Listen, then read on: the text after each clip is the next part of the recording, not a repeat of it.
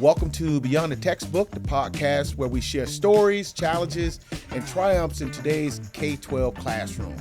Hosted by myself, Milton Collins, principal at Lincoln Elementary, and my co-host, Troy Wilson, out in New York. This podcast is powered by Western Governors University School of Education and is dedicated to uplifting the voices of men in education and engaging men to enter a rewarding career in K-12 education. Hello, I'm Troy Wilson, principal of Great Oaks Charter School in New York City and a proud WGU graduate with deep experience in urban education. I'm passionate about mentoring and guiding the next generation of educators. In this first episode, we're talking about a key issue, a lack of representation. Now, the numbers speak volumes. Only about 23% of public school teachers are male. In elementary school, as low as 11%.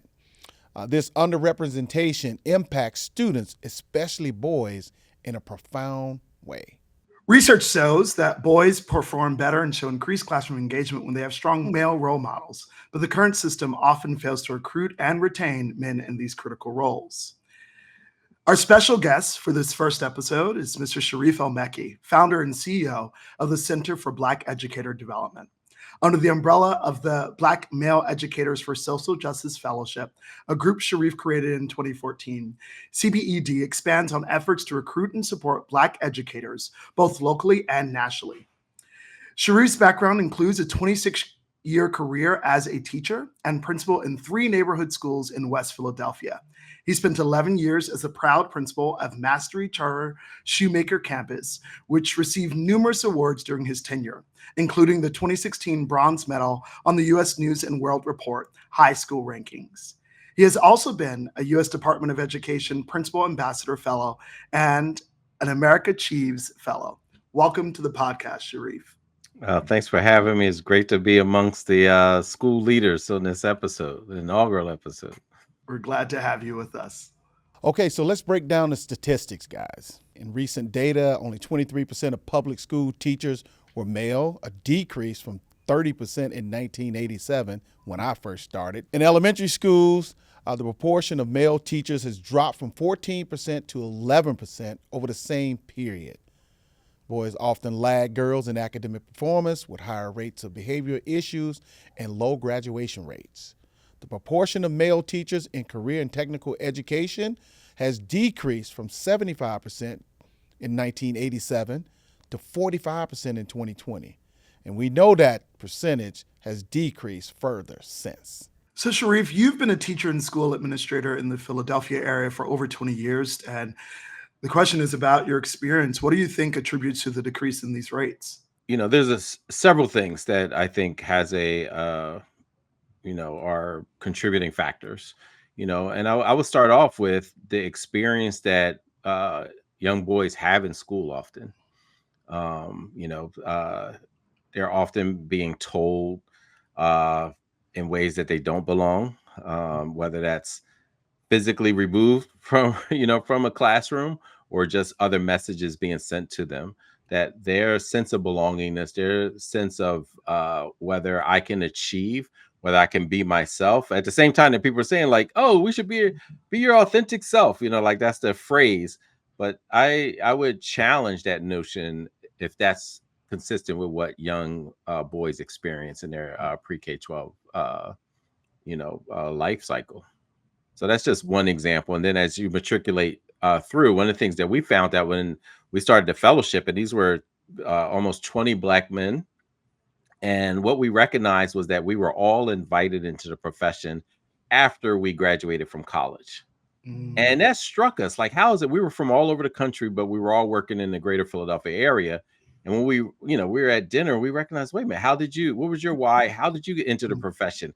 Every single person was tapped on the shoulder after they graduated from college, and someone saw them working in the community, working with youth, coaching, and then saying, hey, have you ever thought about being a teacher? And most of the folks were like, nah, it never crossed my mind. But we decided to ask our colleagues. Most of our colleagues were white women. The average response they gave when someone tapped them on the shoulder and invited them into the profession was 3rd grade. So 3rd grade for one group and post-bachelor degree for another group.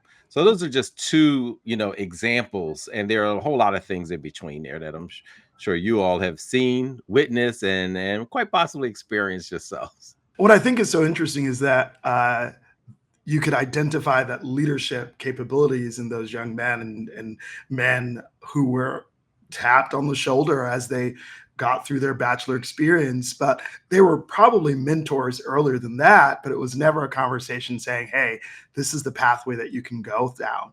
And I also think about my experience. I didn't really have many male teachers, especially in elementary school, in middle school, and high school. I can literally count on one hand, and it's two teachers in that whole experience who were men. And so it wasn't a profession that I thought I would have a place in, because to your point, the majority of the educators that I had were white women.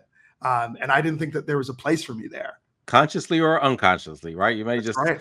it just may, I tell people I didn't cross it off my list. It just never made it on the list. Exactly.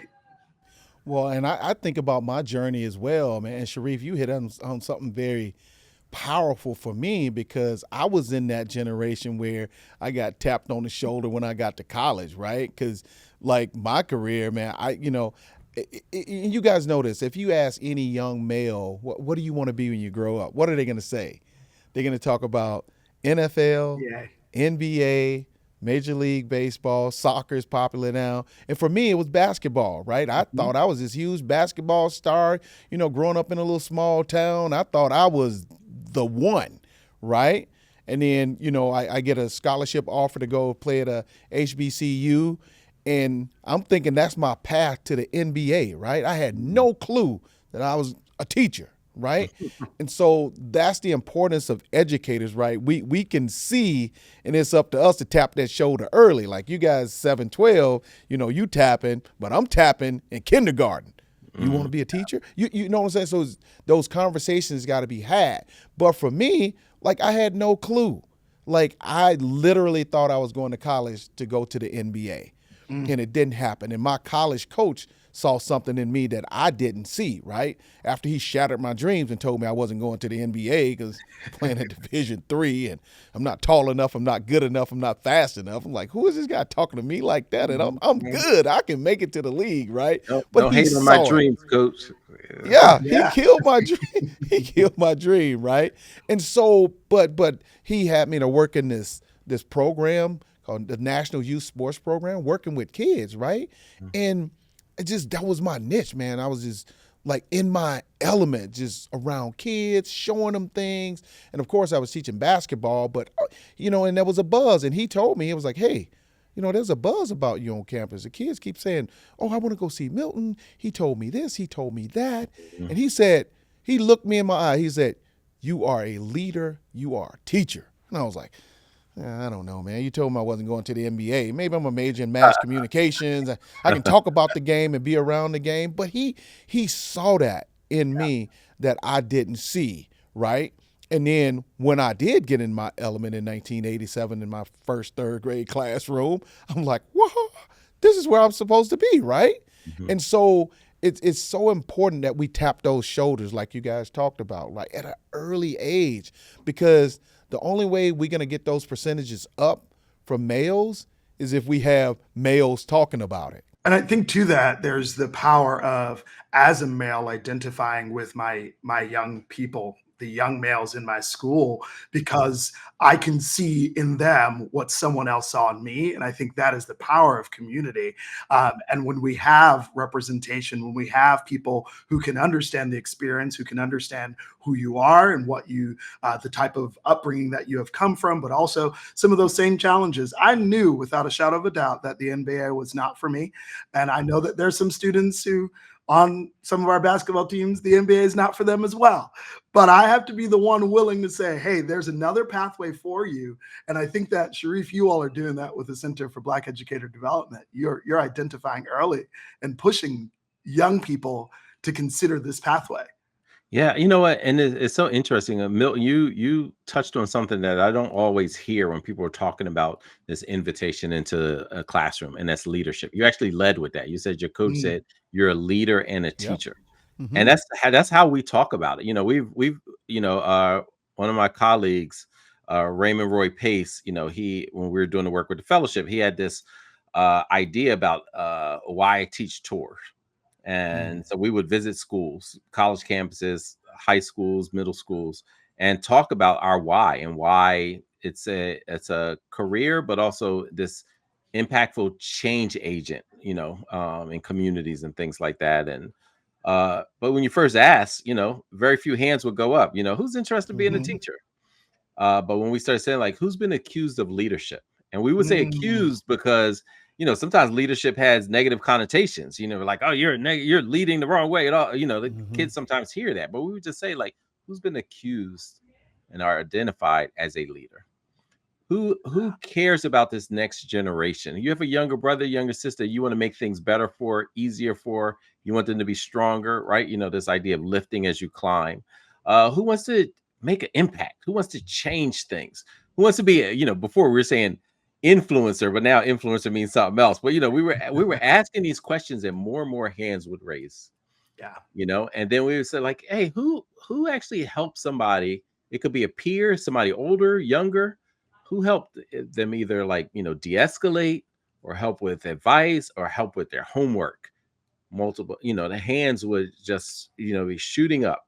We're like, okay, do you have a one subject that you love? Even if you don't love the class, but this idea of learning more about it, you like, because a good teacher, they're learning as they teach. And when they That's teach, right. it reinforces their learning and Mm-hmm. understanding, right? So it's like Right. you have something that you actually enjoy learning about or would enjoy learning about. We're like, okay, when all these hands were raised, we go take it back to the leadership and said, these are the principles of some of the dopest teachers in the world. Mm. And then what we started doing was that when we saw things that we would encourage, even as a principal, when we would see people doing stuff, young people doing stuff, we're like, man, that's what some of the greatest teachers I ever had. That's the kind of stuff they did, or that's their mindset, or that's my great best teachers would talk like that. They're like, well, I'm not a teacher. You just taught me.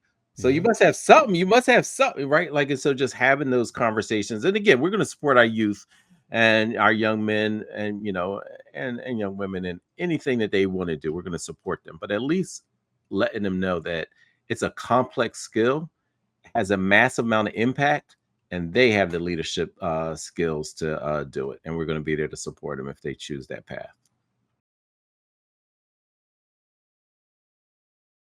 And that's what, like, more voices, right? That's kind of what we're talking about now, right? Lack of representation, like more voices like myself, like Troy, Sharif, that are tapping those shoulders and talking to kids about being in leadership roles, right?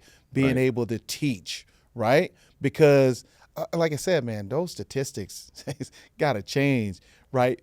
For our males, right? Mhm. Because, and you talked about influencer. There's so many distractions out there, Oh, Yeah. yeah. but what kids don't know, like I've had a great life as a result of being an educator.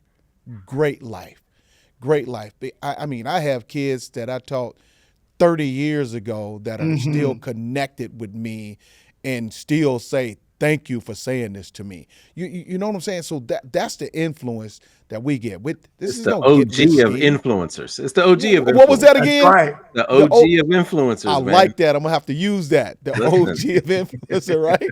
That could Yeah. be right? a Because topic in the that. current way that people look at influencers, that wanes, right? Like you can be hot, then it's Absolutely. gone. It got hot.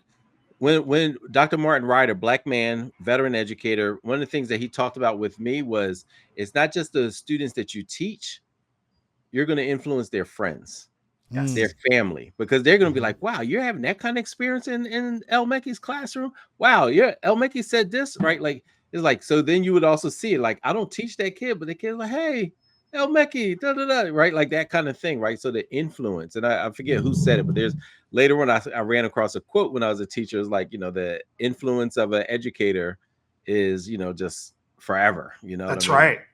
And it is the profession that deeply impacts the society that we are building. And I say this all the time to our teachers. We are cultivating our next group of physicians, hmm politicians. Everyone will be influenced to a degree based off of the experience that students have in your classroom. And if we as the educators, and there's a aspiring teacher listening to us now who is thinking, well, I'm hopeful that my impact will touch the next generation and the generation beyond that. And I think as we center our considerations on the why did we come into this work? For me, it was, I thought that there would be great impact in the long run, right? I was, to your point, Sharif, I was the leader that was pinpointed early, not for the best reasons, but I was like, hey, my principal said, you've been in my office for all the wrong reasons. Let's Troy was come in out there here. cutting up. I was cutting up.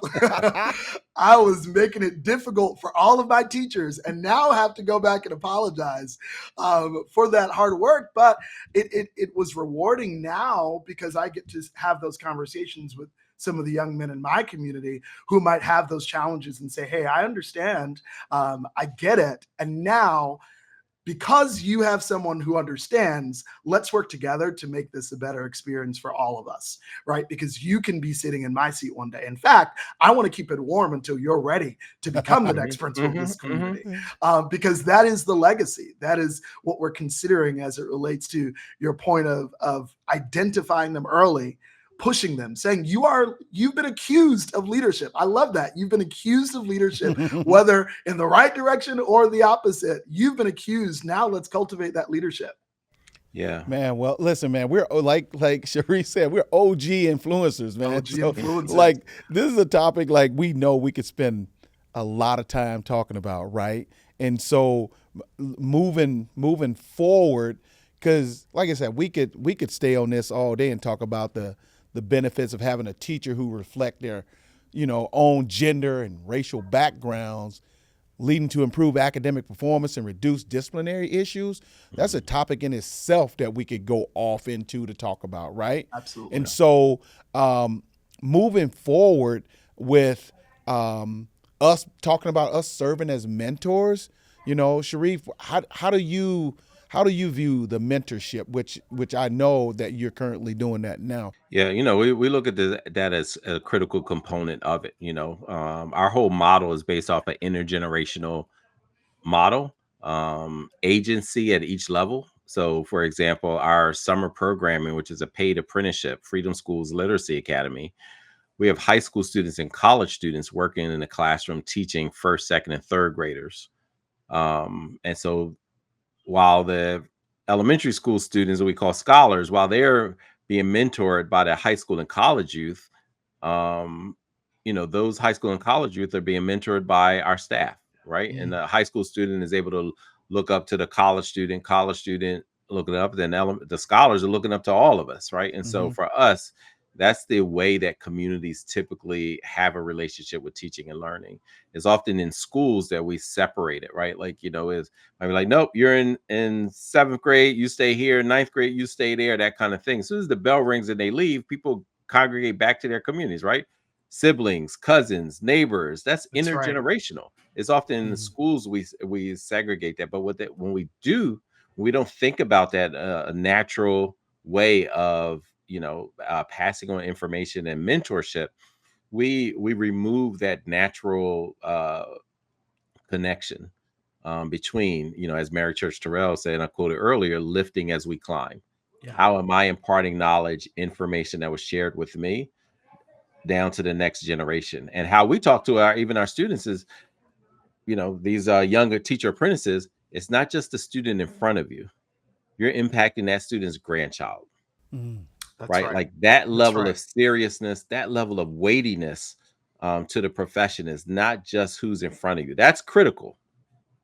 But the outcomes, good and bad, can be felt by that student's grandchildren. Like that is like how we describe it. And the mentorship, because it's such a weighty, there's a weightiness to this career. That's why mentorship is absolutely critical. Absolutely. Man, thank you for that insight.